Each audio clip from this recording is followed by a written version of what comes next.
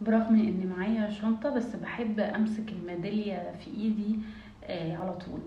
فده معناه ايه؟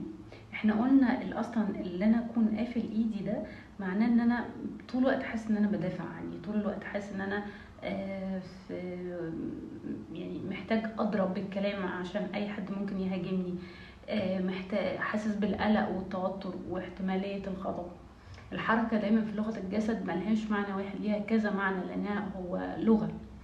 فمن ضمن بقى لو انا بمسك مثلا مفاتيحي ومفاتيح عربيتي على طول، مع اني ممكن احطهم في الشنطه او ممكن احطهم في دي، بس انا بحب امسكهم. هنا حاسس بالحمايه، انا عاوز احمي دول طول الوقت. انا دول هم اللي املكهم وعاوز احميهم او حاسس لهم بالانتماء قوي. فعلى طول بمسك مفاتيح العربيه في ايدي او المفاتيح بتاعه البيت، عشان حاسس ان هم دول اللي بيساعدوني، دول اللي مخليني موجود، دول اللي قادر اعمل بيهم كذا. طب حتى لو انا امكانياتي الماديه انا مش فارق معايا العربيه، ممكن يكون فارق معايا اقدر اجيب غيرها يعني، بس هي بالنسبه لك دلوقتي هي وسيله مهمه جدا لازم احافظ عليها. فاحنا بنمسك الحاجات كان خايف انها تضيع او خايف انها تبوظ او اتاثر قوي بتبوظها. فده الناس اللي بتمسك الحاجات في ايديها.